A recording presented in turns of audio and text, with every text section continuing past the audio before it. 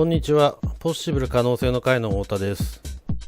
何度か成果祭壇の講習会の解説をやっているんですけども、喋るのは苦手です。今回もよろしくお願いします。今回は成果祭壇の基本とも言われている菊のスロープを解説していきたいと思います。講師は福岡県大野城市花百合の田中慎一郎さんです。受講者は山形県新庄市花満の高橋隼人くんです。最初に菊のトップの部分を作っていきます。トップとは1列目のことです。僕自身も田中先生に教えてもらったんですけども、真ん中から刺していった方が作りやすいです。理由としては、基準を端に作ってしまうと端までの距離が長いからです。真ん中から作ると真ん中から端までの距離でいいので、ズレが少なくなるということです。僕ももともと端から作っていたんですけども、田中先生に習ってからは真ん中から作るようにしてます。やっぱり真ん中から作った方がズレが少なくて済むので、完成の仕上がりがすごく良くなります。このデザインの難しいところは、完成が近づくにつれてズレの大きさが目立ってくるということです。半分ぐらいまではそこそこ綺麗に見えていても、最後の下段になると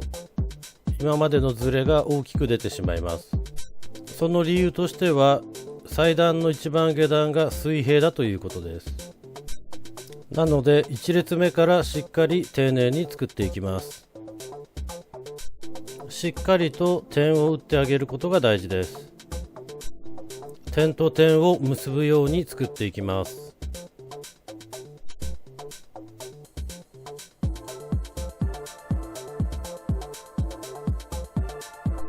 見ていてわかると思うんですけども、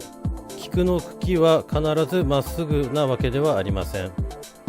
曲がっている茎もあるので、しっかりと菊の面が上を向くように刺していきましょう。初心者の方はどこを見て刺していいかわからない方もいると思うんですけども、菊の見せたい面を見ながら刺していきましょう。1列目は菊が真上に向くように刺していきます。ある程度刺したら必ず下がってみて、一直線になっているかを確認しましょう。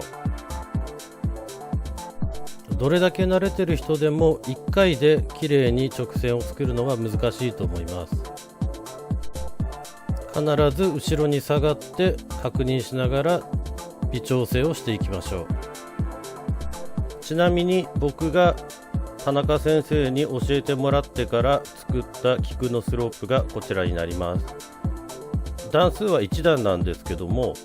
全体的にバランスが今まで自分が作っていたのよりは良くなっていると思っています。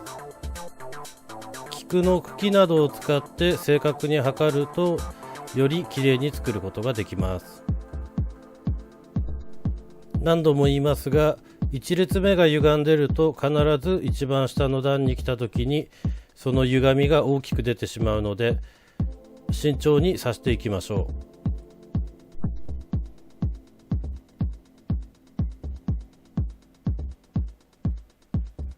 う。2列目に入ります。2列目は1列目の菊と菊の間にしっかり重なるように同じ高さで刺していきます。この時気をつけたいのが、菊の葉っぱがつきすぎていて1列目の菊に2列目の菊が寄らないことがあります。前後の関係でスペースがありすぎると1列に見えないこともあるので、余計な葉はしっかり処理しながら刺していきましょう。ここで受講者の隼人くんも刺していきます。隼人くんは祭壇を刺し始めてこの時でちょうど1年ぐらいです。この時は何もアドバイスをしてないので、隼人くんは端から作っていってます。先ほども言ったんですけども、端に基準を作ってしまうと逆側の端までの距離が長くなってしまいます。真ん中に基準を作った方がズレが少なくて済むと思います。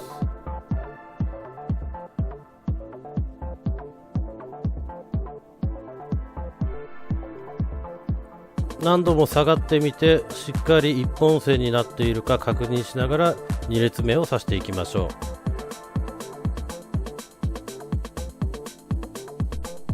このデザインは上段から下段にかけて開いている菊がだんだんつぼみになっていくというデザインなので、しっかり菊の在庫の開き具合を確認しながら刺していきましょう。菊には開き具合の個体差があるので、必ず同じぐらいの開きの菊を反対側にも使っていきましょう。こういったところが左右対称で作るところの難しさだと思います。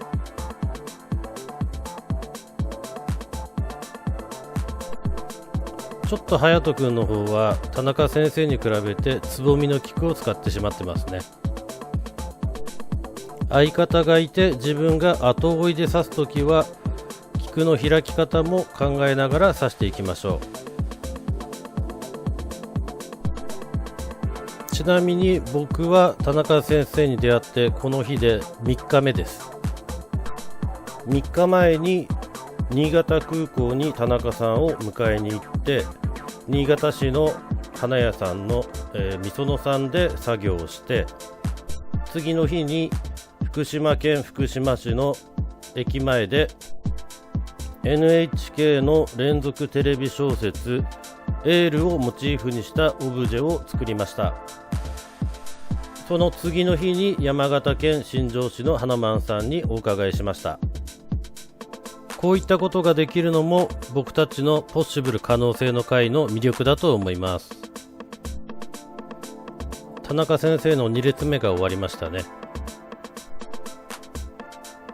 次に3列目といきたいところなんですけども、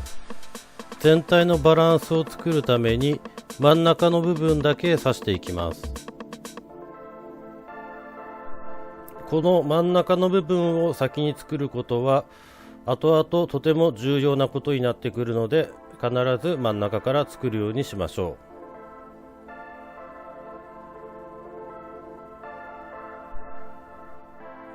隼人くんも2列目に入りましたね。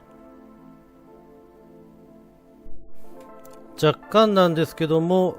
隼人くんの方の菊が少しつぼみなので、2列目を入れても一本線に見えていない部分がありますね。パートナーと一緒に刺すときに、後追いの時は特にそうですけども、菊の開き具合も考えながら刺していきましょう。隼人くんはこの時24歳で、先ほども言った通り裁断経験は1年しかないんですけども、僕とは花満さんで7ヶ月間一緒に仕事をしてきました。僕が最近見た若手の中ではとても吸収力が速くて、1年でここまで上手くなる人はなかなか見たことがないので、将来有望だと思います。田中先生の方の真ん中が下段まで刺しました。こうすることによって全体のバランスが見えてきます。また消費する菊の本数も分かってきます。僕はもともと真ん中から下段には作らずに、横に列ごとに作っていったんですけども、田中先生に教えてもらってからは同じような工程で作っています。そうすると途中ではわからないんですけども、出来上がりは全然いい仕上がりになりました。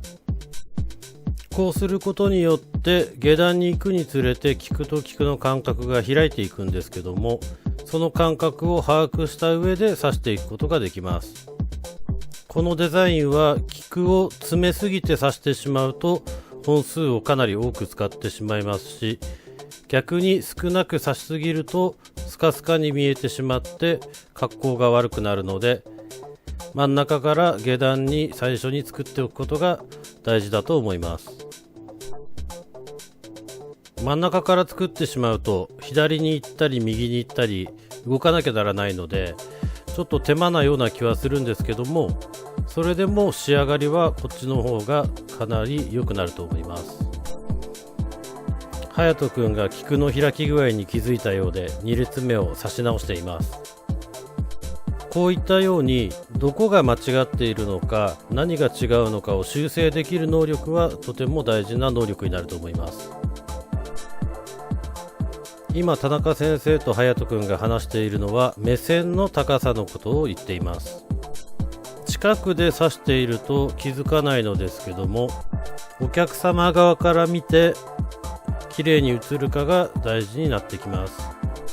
正しい目線の位置はお客様が見た視線と鼻を結んだ線上の上に目線を乗せることが大事です。今回はお客様の目線と指している目線がさほど変わりがないのでそこまで気にはならないんですけども、大型祭壇の上段部分や祭壇が比較的高い位置にあるようなところはお客様は祭壇を見上げて見ることになります。必ずお客様の目線から見てきれいに映るかどうかを確認しながら指していきましょう。田中先生が3列目に入っています。3列目は1列目と2列目の菊よりも少しだけ下げて白が少し重なるぐらいに刺していきます。隼人君の方も2列目を刺し直したらしっかり一本線に見えるようになりました。どうしても慣れてしまうとルーズになりがちなんですけども、手間を惜しまずにしっかりと測りながらやることが大事だと思います。僕と田中先生自体は1年くらい前に SNS、インスタグラムで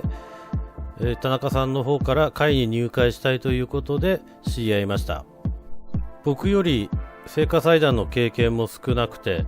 年も若いんですけども、とてもクオリティの高い聖火祭壇を作るのですぐ僕はファンになりました。田中先生の祭壇がこちらです。とてもクオリティの高い聖火祭壇を作っています。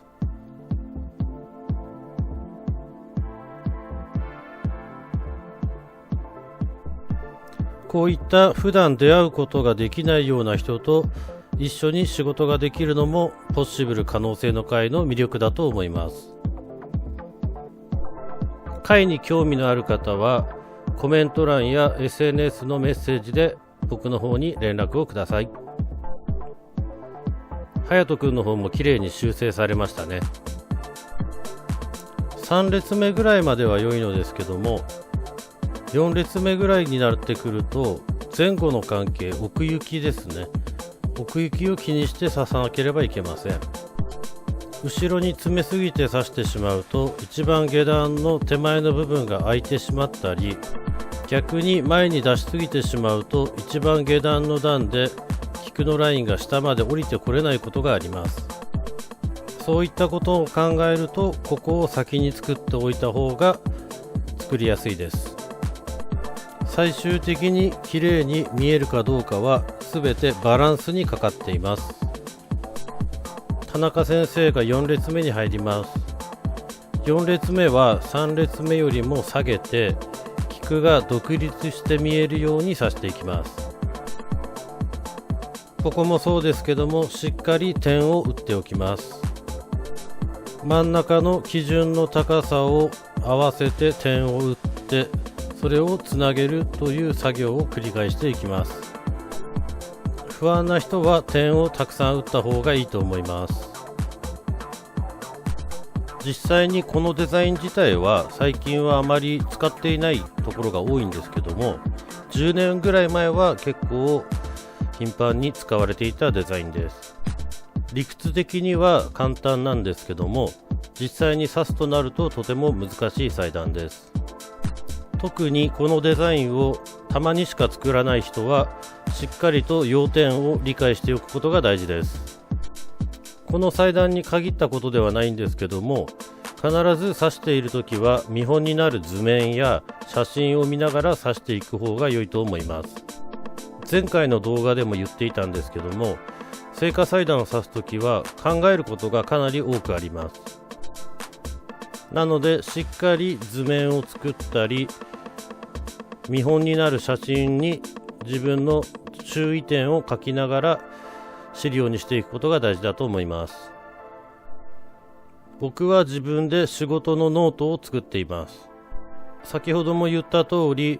聖火祭壇を指しているときは考えることがたくさんあります。忘れてしまうことも多くなるので、しっかりノートに書き留めておくのが大事です。正直僕が全国でいろいろな作り手の人と会って感じたことは、ノートを書いている人がほとんどいないということです。ただ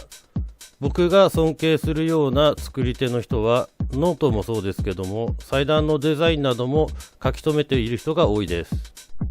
しっかりと理論的に理解することが大事になってきます。田中先生が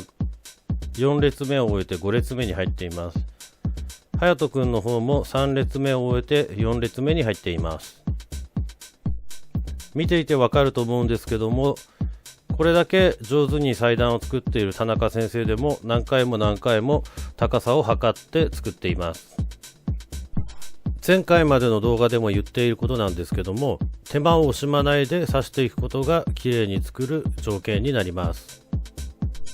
何回も言っていることなんですけども、僕はあまり聖火祭壇を教えてもらったことがありません。その僕がなぜこういうように講習会の動画を上げているかというと、今の若い作り手の人たちには効率よく早く技術を習得してほしいからです。新しい時代を作っていくのはいつの時代でも若い人だと思っています。若い人たちには少しでも早く技術を習得して、さらに僕が思いもしないような新しい時代を作ってほしいと思っているからです。僕にはあまり聖火祭壇を作る才能というものがないので、少しでも若い人の力になれればと思っています。結構この業界では聞く話なんですけども、3年4年ぐらい花屋さんにいても教えてもらえないだとか、教えることができない先輩社員が多いという話もよく聞きます。また会社の環境もあると思うんですけども、教えてほしい人に教えてもらえないで、教えてほしくない人に教えてもらうというケースもよく聞きます。本当は自分が好きな先輩社員に教えてもらうのが一番仕事早く覚えれると思うんですけどね。聖火祭壇を上手に作れることと聖火祭壇を上手に教えれることは全く意味合いが違うことです。才能のある人のことはすごいなとか尊敬はしてるんですけども、僕にはそういう才能がないので、理論的に聖火祭壇を作るように心がけています。なので僕の中にはあまりスランプというものがありません。感覚だけで聖火祭壇を作っているとスランプになりやすいので、しっかり理論的に覚えていきましょう。田中先生の5列目が終わりました。隼人くんも順調に4列目まで来ています。4列目5列目ぐらいになると前後の空間の空き方も気をつけていきましょう。どうしても正面から刺しているので奥行きを感じにくいんですけども、しっかりと前後の位置の関係も気にしながら刺していきます。ここで気をつけたいのは、横から見てもしっかり菊が揃っているかを確認しましょう。隼人くんも5列目に入っています。田中先生は隼人くんのペースに合わせるために少し休憩しています。なぜかというと、祭壇の段と段の境目の部分は難しいからです。4列目や5列目ぐらいに入ってくると若干の歪みが生じてきます。ここでその歪みに気づき修正していくことで最終的に綺麗なものができます。ここで多少の歪みを妥協してしまったり雑に作ってしまうと後でそのツケを払わなければならなくなります。何度も後ろに下がって確認をしてしっかりと修正していきましょう。このデザインに限らず聖火祭壇の単位はセンチではなくてミリの世界です。しかも素材になっている花は開き方が違ったり、茎が曲がっていたり、向きが違っていたりします。そういった花の違いを一瞬で見極めて上手に使っていくことが大事な仕事になります。とても繊細な仕事になります。本当に若干なんですけども、隼人くんの方の4列目と5列目の菊の間隔が右に行くにつれて開いてきています。この差を下段まで続けていってしまうとこのようになってしまいます。今のうちに修正しましょう。修正した後がこちらになります。田中先生が下段に入り6列目を指しています。しっかりと点を打って結んでいきます。つなぎのこの列まではまっすぐ菊は上を向けて刺していきます。ここまで来ると菊と菊の上下の間隔が開いてきているのが分かります。菊を見ることも大事なんですけども、グリーンの幅を確認しながら刺すことも大事になってきます。隼人くんの6列目がだいぶ乱れてきています。前後の奥行きの関係や菊の傾きや向きを考えると、長さを同じ長さを取ったからといって同じように見えるとは限りません。下に行くにつれてグリーンの幅は広がっていくのが自然なんですけども、隼人くんのは狭くなってしまっています。こういった現象をなくすためにも、田中先生が最初に指していた真ん中の部分を下段まで作ることが大事になってきます。菊の長さを測っている回数も慣れているはずの田中先生の方が多いです。手間を惜しまずにしっかりと測りながら刺していくことがきれいに作っていくためには必要なことです。完全に隼人くんの方は4列目と5列目のグリーンの幅よりも5列目と6列目のグリーンの幅の方が狭くなってしまっています。なぜこういった現象が起きてしまうかというと、4列目と5列目の間が田中先生よりも広いからです。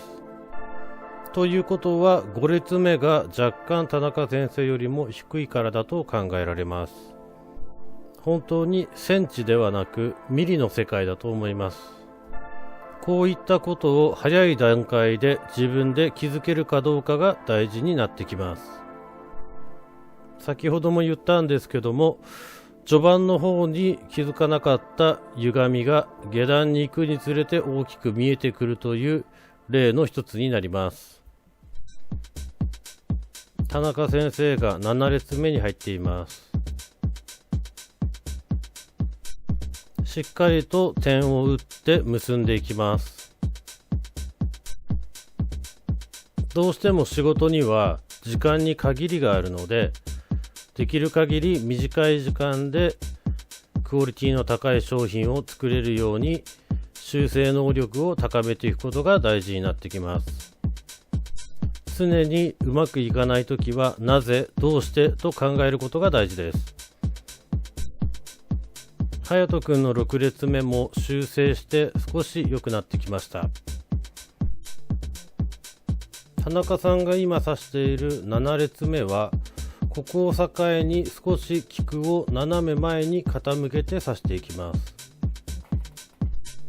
6列目までは菊は上の面を向けて刺していたのですけども、7列目からは少し前に傾けた角度もつけていかなければなりません。この辺からさらに難しくなってきます。ここまで刺すとお気づきの方もいるかもしれませんが、綺麗に作るためには横の線だけを見ていてはいけません。こういった斜めの線も大事になってきます。横の線と斜めの線を綺麗に作ることを意識すると全体的な仕上がりが綺麗になると思います。隼人くんも7列目に入っています。離れてみた時にどこが悪いかよくわからないということがあると思うんですけども、そういった時は携帯のカメラを通して裁断を見ると悪いところが見えてきます。どうしても肉眼だと端から端までを視野に収めるのが難しいからです。一度カメラで写真を撮ってからそれを見ながら確認すると良いでしょう。結構肉眼というのも当てにならないもので、一生懸命作っているとちょっとよく見えてしまったり、逆に自信がない時に作ると良くても悪く見えてしまったりするものです。僕は自分で裁断を作った時に必ず写真を撮ります。そして必ず次の日にもう一度見て確認をします。皆さん経験もあるかもしれませんけども、作った日に見たのと次の日に見たので印象が違うことが結構あります。客観的に見て自分が作った成果裁断を評価していくことが上手になるためには必要になると思います。ここまで来ると田中先生と隼人くんの裁断の違いが分かってきます。最初の方にも言ったんですけども、下段に行くにつれてその違いが大きく出てきてしまいます。下段に行くにつれてグリーンの幅が広がっていかなければならないのに、本当に若干なんですけども、ここの部分が狭くなってしまっています。その原因としてはこちらの青い部分の幅が若干広くなっているからです。どうしても高さだけを取って測っているとこういったことに気づかないことがあります。なので最初の方にも言った通り、真ん中の部分を下段まで作っていくことがとても大事になってきます。また隼人くんは左の端から右の端に向かって刺しているので、左の端の部分はまだいいんですけども、右に行くにつれてだんだんラインが乱れてきています。何度も言っていることなんですけども、端から端に刺すのではなく、真ん中にしっかり基準を作って真ん中から端に向かって刺すように作っていきましょう。手順を変えるだけで綺麗に作ることができるので、しっかりと手順も考えながら作っていきましょ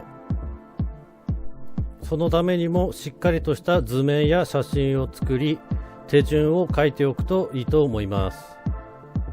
ここで僕が7ヶ月間花満さんにいた時に、隼人くんがどれだけ上手くなったかを見てもらいたいと思います。見てもらえればわかると思うんですけども、裁断経験がゼロのところから7ヶ月間でここまで上手くなる人はあまり見たことがありません。最終的には僕と一緒にこのぐらいの裁断を作れるようになりました。本当に将来的には楽しみな若手だと思っています。田中先生の方が8列目を終えて9列目に入るところです。9列目になると菊は斜め前に出して刺すような形になってきます。縦に刺している時は良かったのですけども、斜め前に出すと斜めに刺す時の菊の角度や菊の出っ張り具合も見ながら刺さなければいけません。正面からだけだと分かりづらいので、横から見ることも心がけましょう。最初の方にも言ったんですけども、容器のへりの部分は水平になっています。なので菊の最後の列もしっかり水平になっていることが大事になってきます。最初の方にも言ったんですけども、上段部分でごまかして刺してきてしまうと、一番下の下段になってくると大きくズレが目立ってきます。そういったことも意識しながら丁寧に刺していきましょう。結構いると思うんですけども、僕はこのデザインはとても苦手です。やっぱり曲線を作った方が作っていても楽しいからです。ただしっかりと作り方を理解して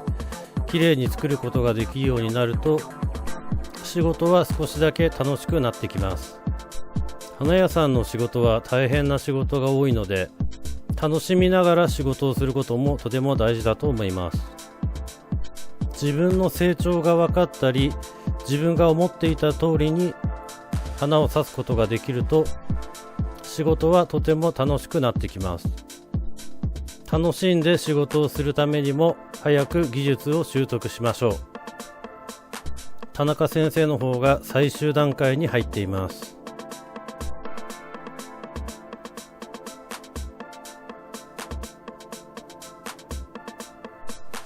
しっかりと横の線だけではなく斜めの線も綺麗になっていると思います。とてもいい仕事だと思います。この製菓裁断の難しいところは、理論上では規則正しく花を入れていくんですけども、菊自体は茎が曲がっていたり、花の向きが違ったり、角度が違ったりします。不規則なものを規則正しく刺すことが難しいところだと思います。製菓裁断を刺し始めた人は、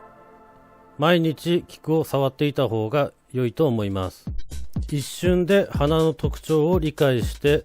自分の刺したいところへ刺す技術は、どうしても数をこなさなければできることではありません。また、ある程度刺す技術を習得している人も、しっかりと理論的に理解することが大事だと思います。しっかりと手順を理解して刺していくことが大事だと思います。1列目と2列目を同じ高さで作る。真ん中の部分だけ下段まで作る。3列目からは真ん中を基準にして端に向かって刺していく。しっかりと高さを測りながら作る。横から見ても綺麗に見えるように刺す。後ろに下がって確認するときは写真を撮って写真を見て確認をする。こういったところを毎回意識しながら刺していくと綺麗に作れるようになると思います。隼人くんの方も最終段階に入っています。わからないところや疑問のところがあればコメント欄にお気軽に入れてください。またこういう裁断を作りたいとかうまくいかないことがあればそれも言っていただければ全てお答えします。